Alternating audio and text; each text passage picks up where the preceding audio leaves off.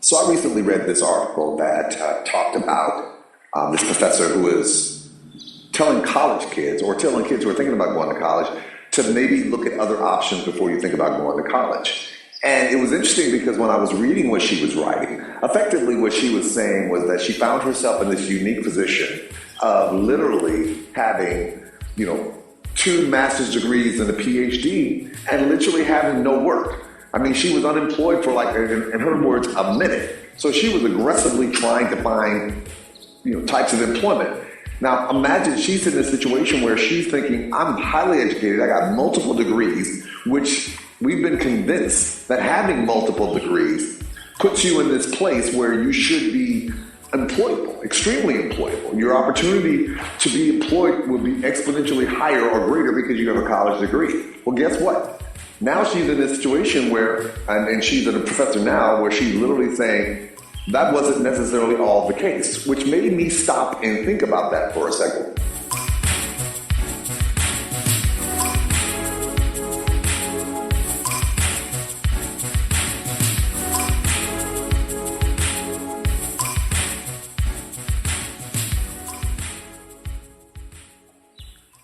I can tell you, and I've shared this on different platforms, that when I got to college, I had in my mind a degree I was going to get. I was looking for a degree in biology, which I ended up getting a degree in biology.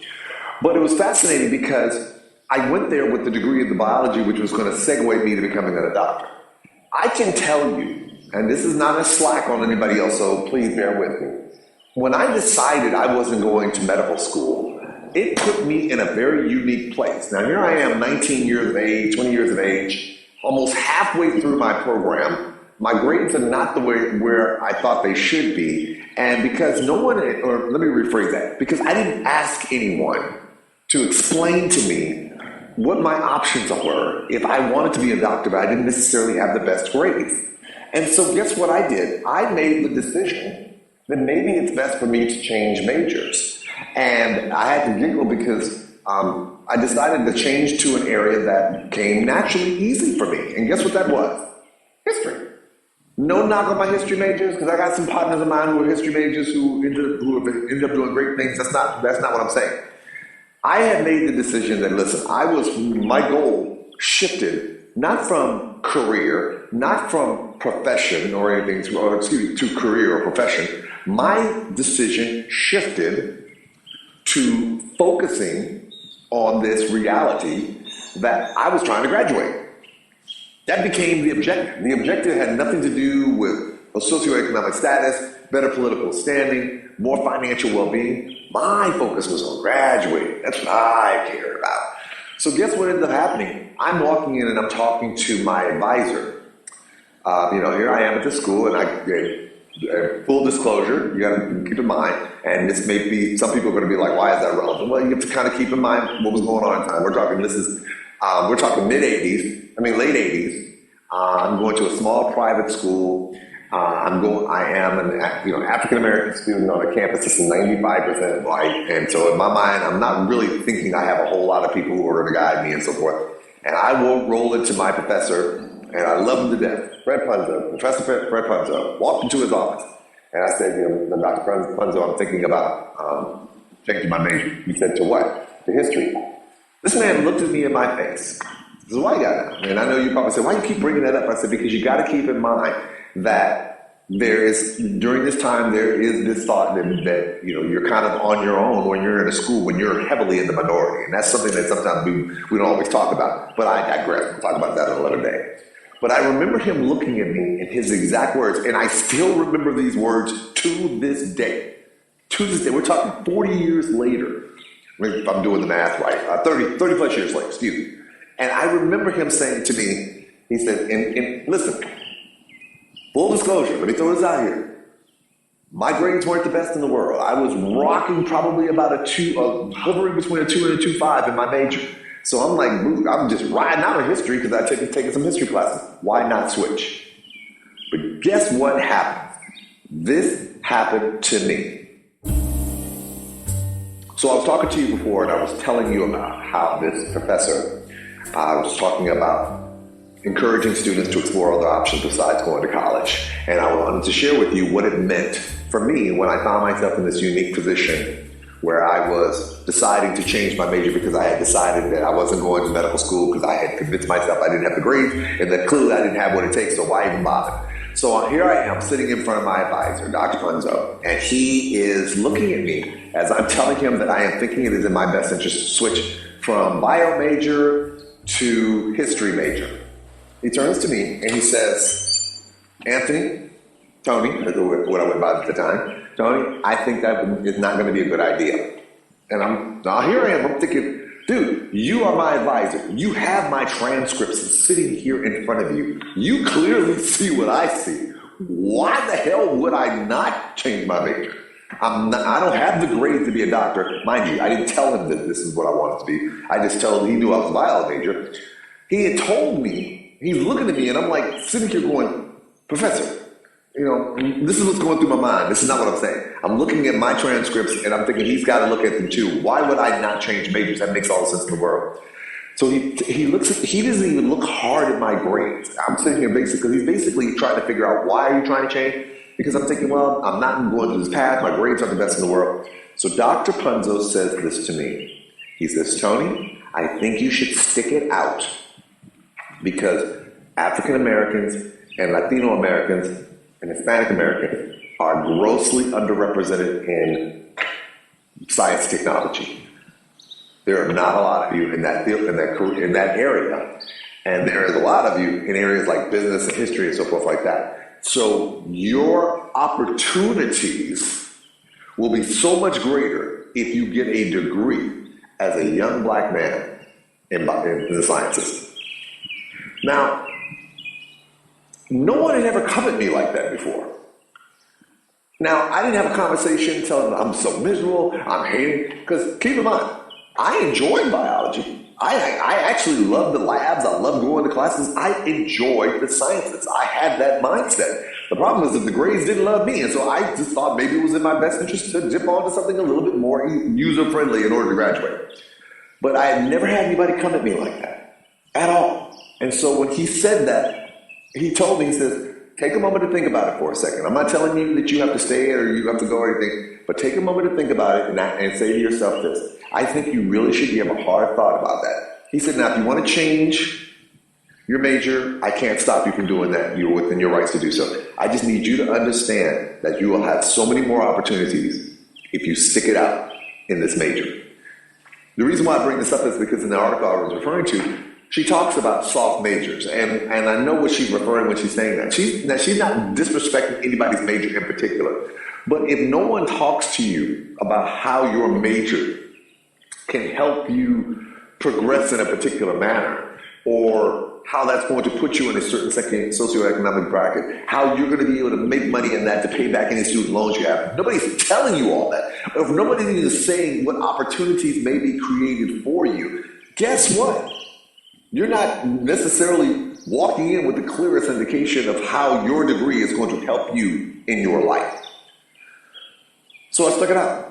And boy, that was an ugly stick it out. Because I can tell you that after that discussion, we had a few classes. I did well in a couple that I was actually surprised in. I'm always proud of the fact that I had made a B in my organic chemistry lab and so forth. Was one of the toughest professors on campus, so that was a great accomplishment. I think my next year I took cellular biology and made a B in that class, which kind of surprised me, but I was very happy. But there were a couple of classes that I took. I took botany and did very badly, which is why I say I hate plants. But I say all that to say that no one talked to me about what this degree would do or if it would do anything for me going forward at all. So here I am, I graduated with the degree. And I have told people before, if you look to my success professionally, in terms of the things that I've done, everything is a straight line from biology. It's a straight line. I mean, I don't get my first job. My first job was working for the state. They wanted somebody with a science background. I had a science background. There was a college in Florida, University of South Florida, that had a special program, graduate program in industrial hygiene. It was the only one in the state. College of Public Health had at the time had the only Masters of Public Health and Industrial Hygiene. But it was a very competitive program. You had to have a science background, or you've taken some science classes. But you took some science classes, you had to take a special track to get in. But I had a science major background, so that got me in to the only graduate program in the entire state that offered a Masters of Public Health in this very specialized arena that required you to have an aggressive science background, which I did. So my bachelor's degree got me that first job. It got me into that graduate program. And because I did so well in my graduate program, I think I graduated maybe 3.4, something like that, as opposed to the 2.5 I graduated from undergrad. That gave me the ability to get commissioned as an officer in the United States Navy in the exact field that I had, which was industrial hygiene. And when I decided to pivot and go to law school, that graduate degree made me more competitive and gave me the ability to get into law school, which ultimately led to me practicing law, which ultimately led me to opening up my own law firm, which ultimately led me to sitting on the bench.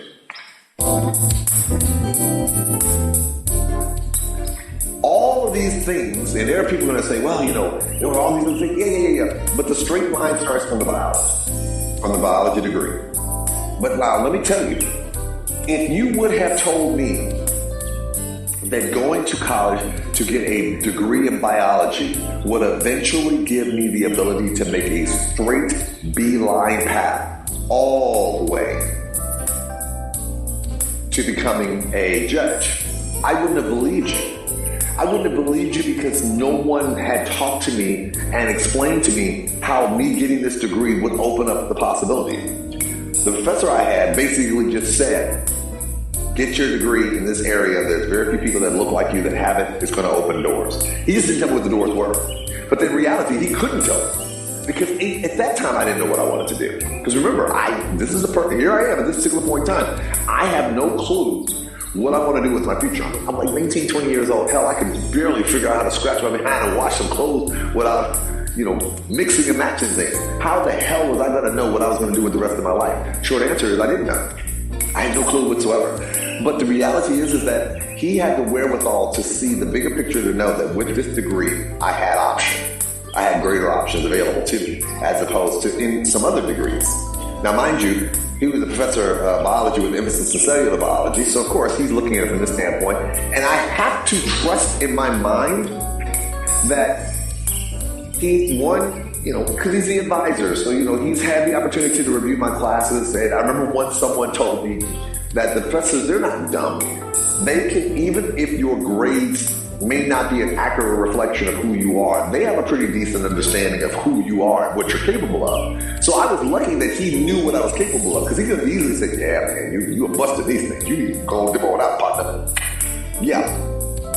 Which brings me to another interesting point.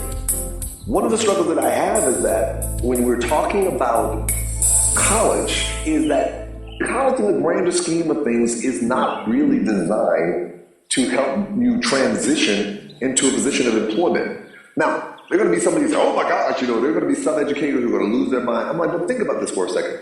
I can tell you that there is not one class that I can remember from undergrad that literally prepared me for what I was going to deal with when I walked out the door. Now, I got some great exposure to different things. I still remember world religion and some of the things I learned in that class. I still remember labor economics and some of the things I learned in that class. I still have many memories about what I learned when I was taking organic chemistry. But the point that I'm making is that when you're in college and you're a college kid, your main focus is to get in and out of college. Even though you want to get a job, even though you may want to go to graduate school, even though you may want to serve the military, at the end of the day, the objective usually is getting in and out of college. I can tell you that when I went to the job placement office, I applied for all kinds of stuff, but there wasn't someone who was sitting there actively saying, hey, this is Anthony, he's got this great skill set, you need to give him a chance. They leave that up to you. During my entire career from 1991 to the present, I have never worked with anybody who graduated from my school, nor did I have anybody who was a part of my educational system connect me with someone that made me gave me the ability to advance at all. So why in the hell would I have this mindset or thought in the deep dark crevices of my mind that this is what schools are designed to do? Now, there are going to be people who are going to say, you're bashing schools. No, I'm not bashing schools. They serve a specific purpose.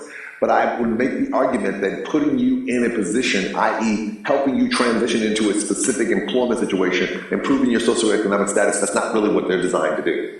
When you're taking various classes, your professors are, opening your minds to different realities. They're exposing you to different things. They are increasing your skill sets in various manners, and they are expanding your horizon in terms of your ability to view the world from a much more global position. That's all beautiful, well and done. But when you're done graduating and you got that jamming student loan looking at you and so forth, and nobody's hired, all that loftiness means nothing to you when you're broke. So I'm not knocking our educational arena. I need you to understand this. I am not knocking our educational system. However, I shared this with a friend of mine, and I think it's important for us to remember about this going forward. What happens if you just want to work? What do you mean by what happens if you just want to work? Well, I was talking to my best friend the other day, and he was talking about what happens if you don't want to do any of the things that people traditionally expect you to do once you turn 18. And I said, in my world, there was really 3 tracks: college, military, trade school. Those are the 3 tracks. Well, what if you don't want to do any of those 3 things? What if you have no desire to go to college? What if you have no desire to learn a trade? What if you have no desire to serve in the military? What are your options if you just want to work? What if you're just trying to figure out what you want to do with your life and so forth? The hard part is that we live in a society that really makes it hard, but there are so many more options. You can do things like streaming. You can make money gaming. You can do things with podcasts and YouTube videos to create revenue streams. There are other ways to create revenue streams for yourself. The problem is that we don't have enough people who are educating each other about how to do those things. And we definitely need to be more aggressive about educating our youth about that. I can tell you, I am bad. I am somebody with 3 degrees who served in the military. And so I am always one of those persons who think about those tracks as a mechanism to improve your socioeconomic status. But the harsh reality is that our society is not limited to those tracks. I've shared this with some of my colleagues. I've said to myself, I think too much of the problem is that we tell ourselves that these specific tracks are the guaranteed source of success and improvement of your socioeconomic status. And my argument would be, under limited circumstances, that would be the case. Because even if you take those tracks and do certain things, there's no guarantee. I have friends of mine who went to law school with me who don't practice law anymore. I know someone right now, beautiful young lady, was in moot court, brilliant woman, and went and worked for a top law firm for a few years, decided that's not what she wants to do. She's a nurse now. I have another friend of mine, same thing, brilliant financial mind. Guess what she did? Didn't want to be a lawyer anymore. Now she's a dentist. Loves it. These are people. I have a friend of mine, human resource. I have a friend of mine who literally is working for human resource for a Fortune 500 company. Not practicing law, didn't want to do it anymore. Another friend of mine, another one, worked for a big law firm, decided she didn't want to do that, opened up her own law firm, decided she didn't want to do that, and then decided to go back to school, pursue her passion, because guess what? Her undergraduate degree was in education. She became a professor. She's teaching. So here we got people who literally who went down specific tracks into areas that you would expect would reasonably put them in a better socioeconomic status. It did, but that's not what they wanted to do. They pivoted to something else. So there's no guarantee that if this is something that you want to do, this is what's going to be what makes you happy. But we don't talk about that. We don't tell our kids, and I'm not going to knock any parents or anything the education system, but I often wonder do we do a good enough job of educating our kids about what options they can explore. And part of the problem is that we have conditioned ourselves to believe that when they hit 18, 19, 20, they should be able to start to figure out these things, and we are there more as a guidance. Sometimes we have to literally say, do this, try that, so that this way they can see where their skill sets will develop and really where their talents lie. Because a lot of times when you're young, you don't know. And I can tell you when I was in college, I didn't know where my skill sets lie. I didn't know what I was good at and what I wasn't good at. I didn't know what I needed to do in order to improve my socioeconomic status. So this is what I would probably say to anyone who is thinking about going to college. There is nothing wrong with exploring your options. There is nothing wrong with saying, I'm going to wait a year or two before I jump into the college realm so I can figure out what I want to do with my life. There's nothing wrong with that whatsoever. And more importantly, I would tell any young person, ask a million questions to as many people as possible so you can give yourself a bigger picture. It's okay if you're confused about what you want to do. It's okay if you're not sure if this is what you have to do. It's okay if you want to take a little while longer to be a kid and enjoy having someone give you guidance. Enjoy it for as long as possible. Take the time to figure out who you are before you make the decision, try to figure out what you want to do with the rest of your life. And if college is not your thing, it doesn't have to be.